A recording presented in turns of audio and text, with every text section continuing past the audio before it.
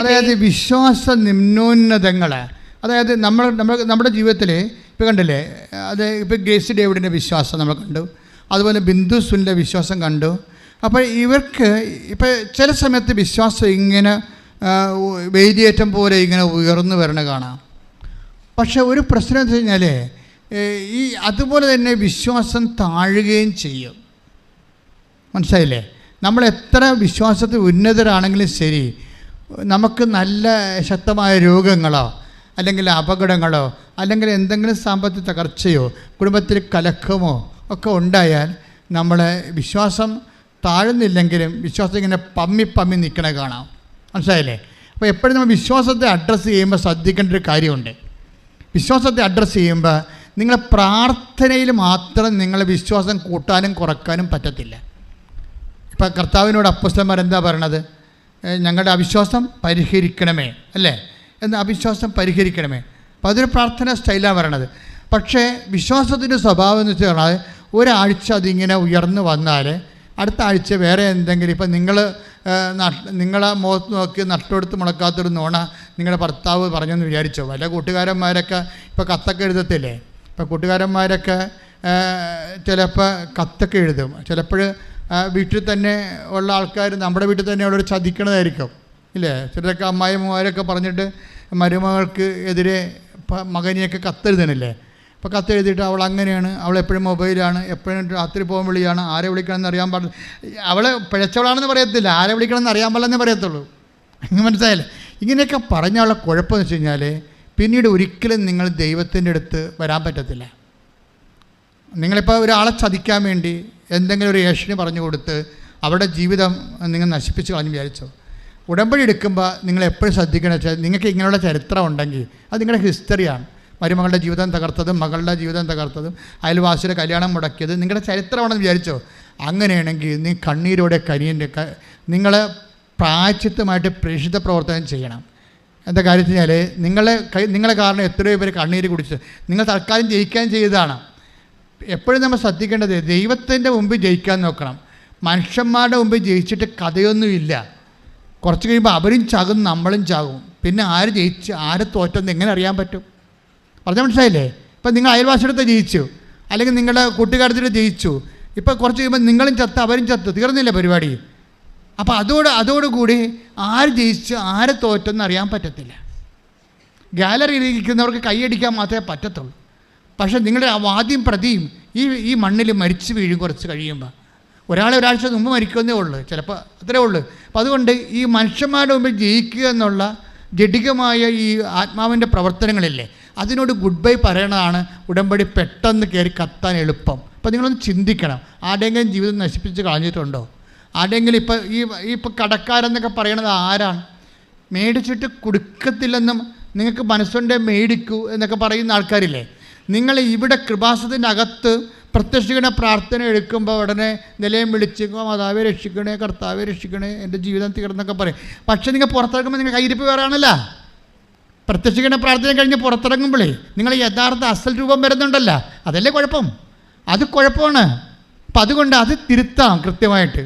നിങ്ങളുടെ കയ്യിൽ എന്തെങ്കിലും വശപ്പശകുണ്ടെങ്കിൽ അത് കറക്റ്റ് ചെയ്തിട്ട് ദൈവ പൈതലിനെ പോലെ വ്യാപരിക്കാൻ നോക്കണം. അതുകൊണ്ടാണ് പറയണത്, ഒരിക്കൽ പ്രകാശം ലഭിച്ചൊരു വീണ് പോയാൽ അവിടെ അന്ത്യസ്ഥിതി ആദ്യത്തിനേക്കാൾ മോശമായിരിക്കും. എന്ന് വെച്ചാൽ ദൈവം പിന്നെ അവരെ തിരിഞ്ഞു നോക്കത്തില്ല. അപ്പോൾ ദൈവം തിരിഞ്ഞു നോക്കാത്ത അവസ്ഥയിൽ നിങ്ങളുടെ കൈയിരിപ്പ് ശരിയാണെന്ന് നോക്കണം. ദൈവം എന്താ ഇത്രയും നാളെ ഇപ്പോൾ ഉടമ്പടി എടുത്തു, നിങ്ങളെന്താ തിരിഞ്ഞു നോക്കാത്ത ദൈവം? അപ്പം നിങ്ങളെ തിരിഞ്ഞു നോക്കണം. അതാണൊരു മാർഗം. ഇപ്പോൾ നിങ്ങൾ ഉടമ്പടി എടുത്തു, എന്നിട്ട് ദൈവം നിങ്ങളെ തിരിഞ്ഞു നോക്കണില്ല. അപ്പോൾ പിന്നെ എന്താ ചെയ്യേണ്ടത്? നിങ്ങളെ തിരിഞ്ഞു നോക്കണം. എൻ്റെ കൈ വല്ല വഴിപ്പശു കൊണ്ടാ, ആരുടെയും ജീവിതം ഞാൻ കണ്ണീര് കുടിപ്പിച്ചിട്ടുണ്ടാ, ഇപ്പോഴും ഞാൻ വാങ്ങിച്ച് കൊടുക്കാതെ വെച്ചിട്ടുണ്ടാ, ഉണ്ടായിട്ടും കൊടുക്കാതെ വെച്ചിട്ടുണ്ടാ, അതെടുത്തിട്ട് വേറെ ആൾക്കാർ കൊടുത്തിട്ടുണ്ട്, എന്തെങ്കിലും സൂത്രപ്പണി തർക്കിടപ്പേര് കാണിച്ചിട്ടുണ്ടാ. ഇങ്ങനെ കുറേ കാര്യങ്ങൾ നിങ്ങൾ ദൈവത്തിൽ നിരക്കാത്തത് ചെയ്തിട്ടുണ്ടെങ്കിൽ അതിനെക്കുറിച്ച് അനുതാപം ഉണ്ടാകണം. അനുതാപം ഉണ്ടായിട്ട് അങ്ങനെയുള്ള കയ്യാങ്കളികളെല്ലാം സ്റ്റോപ്പ് ചെയ്തിട്ട് മാപ്പ് ചോദിക്കണം കർത്താവിൻ്റെ. പ്രാർത്ഥിക്കുക, കർത്താവായ ദൈവമേ, എൻ്റെ ഉടമ്പടി സ്വീകാര്യമാകാൻ വേണ്ടി എൻ്റെ ഹൃദയത്തെ നീ തകർക്കണമേ. തകർന്ന ഹൃദയത്തിന്റെ കാഴ്ചകളാണ് നീ സ്വീകരിക്കണമെന്ന് സുവിശേഷത്തിന്റെ വെളിപ്പാടിലൂടെ ഞാൻ തിരിച്ചറിഞ്ഞ് പ്രാർത്ഥിക്കുന്നു. കർത്താവേ, അനുതാപത്താൽ എന്നെ അഭിഷേകം ചെയ്യണം. ശ്രദ്ധിക്കട്ടെ. ഹല്ലേലൂയ, ഹല്ലേലൂയ, ഹല്ലേലൂയ, ഹല്ലേലൂയ, ഹല്ലേലൂയ, യേശുവേ നന്ദി, ഹല്ലേലൂയ, ഹല്ലേലൂയ. അനുദപിക്കാൻ കൃപയേകണമേ, അനുതാപം നൽകണമേ. അനുദപിക്കാൻ കൃപയേകണമേ, അനുതാപം ഞങ്ങൾക്ക് നൽകണമേ. പരിശുദ്ധ പരമദിവ്യകാരുണ്യത്തിന്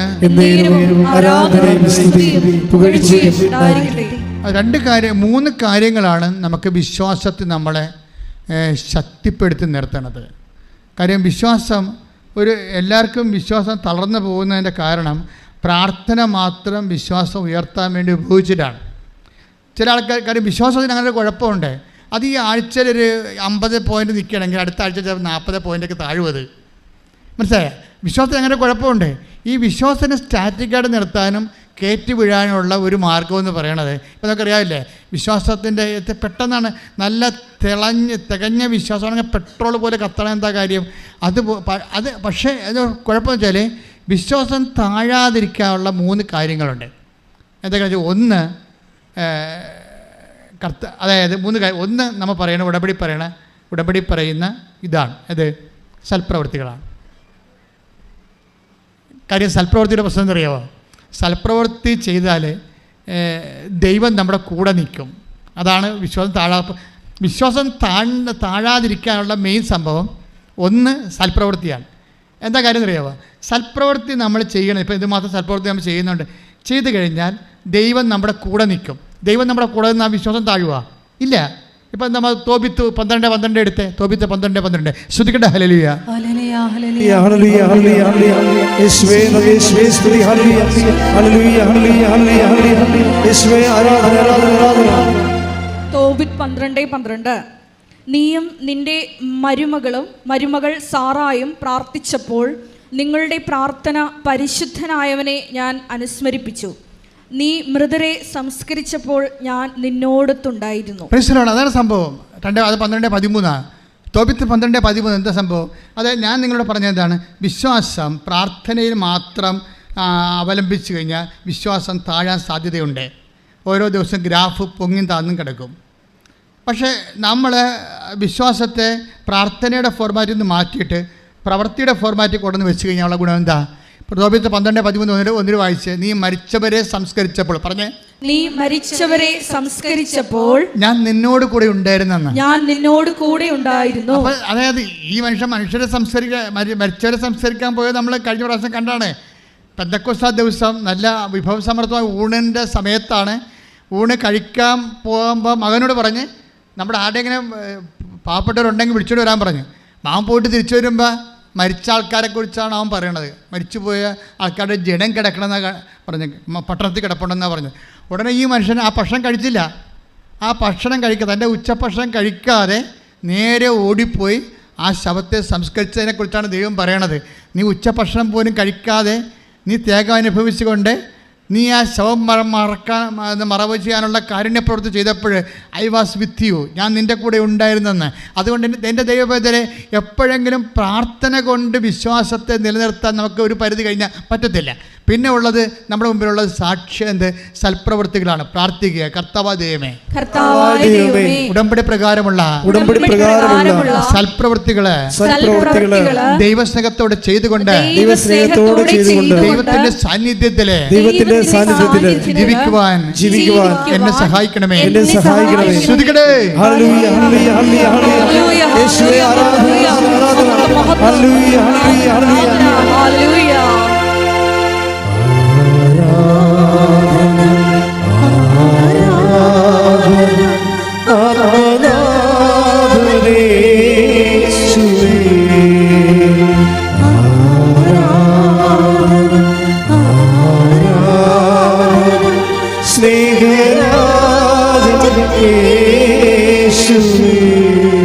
ആരാധന ശ്രദ്ധിക്കട്ടെ.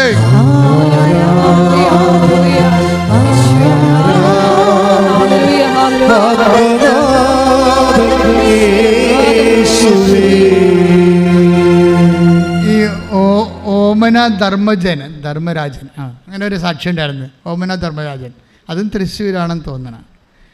അവിടെ സാക്ഷ്യം നിങ്ങൾ കേട്ട് കാണുമായിരിക്കും. എനിക്ക് ഭയങ്കര ഹൃദ്യമാണ്. ഇവർ രണ്ടുപേരും പ്രാർത്ഥനയുള്ളവരാണ്. ഓമനയും ധർമ്മജനും പ്രാർത്ഥനയുള്ളവരാണ്. ഈശ്വരനും അമ്മയോടും അടുപ്പമുള്ളവരാണ്. അപ്പോൾ ഒരു ദിവസം ഒരു അബദ്ധം പറ്റി. ഒരു കൂട്ടുകമ്പനിക്ക് പോയി. ആര്? ധർമ്മജൻ. ഒരു കൂട്ടുകമ്പനിക്ക് പോയി വെച്ചാൽ ഈ ആൾക്കാർ കുപ്പിയൊക്കെ വെച്ചുകൊണ്ട് കൂടത്തില്ലേ, വൈകിട്ട് എന്താ പരിപാടി എന്ന് ചോദിക്കുമ്പോൾ കുപ്പിക്കൂട്ടം കാണിക്കില്ല, കുപ്പിക്കൂട്ടത്തിന് പോയി. അവൻ കുടിച്ചില്ല, പക്ഷേ കൂട്ടുകാരനൊരു കുപ്പി കൊടുത്തു വിട്ട്. ആ കൊടുത്തു വിട്ടത് ഈ ഓമനെ പറ്റിച്ച് ഈ മനുഷ്യൻ ഈ ഉടുപ്പിൻ്റെ അകത്ത് വെച്ച്, മുണ്ടിൻ്റെ അകത്ത് വെച്ച് നേരെ തൊഴുത്തിലങ്ങോട്ട് കൊണ്ട് ഒളിപ്പിച്ച് വെച്ച്, ആ ബ്രാൻഡി ഒളിപ്പിച്ച് വെച്ച്. പക്ഷേ ഇതോടുകൂടി ആ വീട്ടിൽ അലയുമ്പോൾ അങ്ങോട്ട് പോവുകയാണ്. ഓമനത് കണ്ടില്ല, പക്ഷേ ഇവൾക്ക് പെട്ടെന്ന് ഒരു ബോധക്കേടുണ്ടായി, ശ്വാസം മുട്ടലൊക്കെ ഉണ്ടായി. ഇവൾ നിലവിളിച്ച് നിലത്ത് വീണിട്ട് ഉടനെ ഇവൾ പറയും, മകളോട് പറയും, ഒരു പേന എടുക്ക്, ഒരു പേപ്പർ എടുക്കുക, വെളിവില്ലാതൊക്കെ പറയും, ഒരു പേന എടുക്ക്, ഒരു പേപ്പർ എടുക്കുക എന്നൊക്കെ പറയും. അപ്പോൾ അമ്മ നിലത്ത് കിടക്കുകയാണ്. ഉടനെ മകള് ആ അമ്മ ചോദിച്ചതിന് വേണ്ടി മരുന്നെടുക്കാൻ ചോദിക്കണ പോലുള്ള ഒരവസ്ഥയാണ്. അത് കാരണം മകൾ കൊണ്ട് പേനയും പേപ്പറും കൊടുക്കും. എന്നിട്ട് നെഞ്ചത്ത് വെച്ച് ഇവളെ എന്തൊക്കെ കുത്തിക്കുറിക്കും. അവളുടെ ബോധം പോയി, റിലേ പോയിരിക്കുന്ന ആൾ കരഞ്ഞ് അവിടെ നിലത്ത് വീണ് ഉരുണ്ട് വല്ലാത്ത അവസ്ഥയായി. എന്നിട്ട് ഇങ്ങനെ കുത്തിക്കുറിക്കും. ഉടനെ ഇവളുടെ ഭർത്താവ് ഇത് മേടിക്കുമ്പോൾ അതിനകത്ത് എഴുതി വെച്ചിരിക്കുന്നത് എൻ്റെ പിഴ, എൻ്റെ വലിയ പിഴ. അപ്പോൾ ഇത് വായിച്ചോട് ഈ മനുഷ്യൻ കിടന്ന് കാറ് നിലവിളിക്കും, എൻ്റെ പിഴ, എൻ്റെ വലിയ പിഴ. അതോടുകൂടി ആ മനുഷ്യൻ ഇപ്പം മാപ്പ് പറയും. എടി, ഇതാണ് വിഷയം. അതായത് പരിശുദ്ധാത്മാവിൻ്റെ പ്രവർത്തനം, നമ്മൾ ദൈവത്തിൻ്റെ കൂടെയാണ്, ഡിവൈൻ സോണിലാണെങ്കിൽ ദൈവം നമ്മൾ ആ കുടുംബത്തെ ദൈവം സംരക്ഷിക്കും. അയാൾ എല്ലാ കുടുംബം നശിക്കാൻ പോകുകയായിരുന്നു. പാത്ത് കൊണ്ടുവന്ന് മദ്യം വെച്ച് കുടിച്ച്, രഹസ്യത്തിൽ കുടിച്ച് പിന്നെ ആ സ്വഭാവം മാറി, പ്രാർത്ഥനാ ജീവിതം മാറി, ആ കുടുംബത്തിൻ്റെ സമാധാനം നഷ്ടപ്പെട്ട് തകരാൻ പോകുകയായിരുന്നു. അപ്പോഴുടനെ ആത്മാവിൽ പ്രവേശിച്ചിട്ട് ഇവൾക്കറിയത്തില്ല ഇവൾ എന്താണ് ഈ നെഞ്ചത്ത് വെച്ച് എഴുതിക്കൊണ്ടിരിക്കണമെന്ന്. പക്ഷെ വായിക്കുന്നവർക്കറിയാം എൻ്റെ പിഴ, എൻ്റെ വലിയ പിഴയാണ്. അതായത് പ്രാർത്ഥന എന്തുമാത്രം സംരക്ഷണമാണെന്ന് നമ്മൾ അറിയണം. പിന്നീട് ഓമനയുടെ ബാക്കി സാക്ഷ്യം, അതോടെ കുടുംബം രക്ഷപ്പെടുകയാണ്. അതല്ല, ഓമനയുടെ ബാക്കി സാക്ഷ്യം കേൾക്കണം. ഓമന അവസാനം പറയുന്ന ഒരു കാര്യമാണ് എന്നെ സ്പർശിച്ചത്. കാര്യം, ഞാൻ എവിടെ പോയാലും ഒരു പൊതി ചോറെടുത്ത് എൻ്റെ ബാഗിൽ വെച്ചുകൊണ്ടാണ് പോകണമെന്ന്. ഞാൻ എവിടെ പോയാലും എന്തിനാണെന്നറിയാമോ? ആരെങ്കിലും രോഗികളെ എവിടെയെങ്കിലും വെച്ച് കണ്ടാൽ, ഇല്ലാത്തവരെ കണ്ടാൽ കൊടുക്കാൻ വേണ്ടിയാണ്. അതാണ് സൽപ്രവൃത്തി എന്ന് പറയണത്. ദൈവം നമ്മളെ വിട്ടുമാറത്തില്ല. നിൻ്റെ ഭർത്താവോ നീയോ നിൻ്റെ കുടുംബമോ നിൻ്റെ മക്കളോ നശിക്കാൻ ദൈവം അനുവദിക്കത്തില്ല. കൈയിട്ടിച്ച് കിടത്താൻ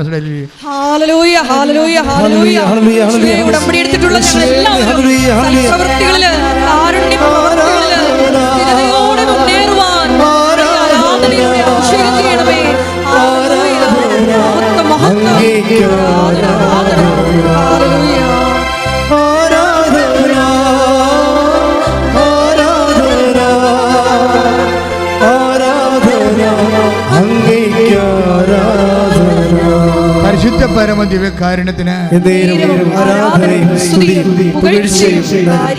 അതായത് 2 കൊരിന്ത്യർ 8:16 എടുത്ത് 2 കൊരിന്ത്യർ 8:16 ശ്രദ്ധിക്കട്ടെ. ഹല്ലേലൂയ, ഹല്ലേലൂയ, ഹല്ലേലൂയ, ഹല്ലേലൂയ. യേശുവേ നന്ദി. Hallelujah, hallelujah. 2 കൊരിന്ത്യർ 8:16 നിങ്ങളെക്കുറിച്ച്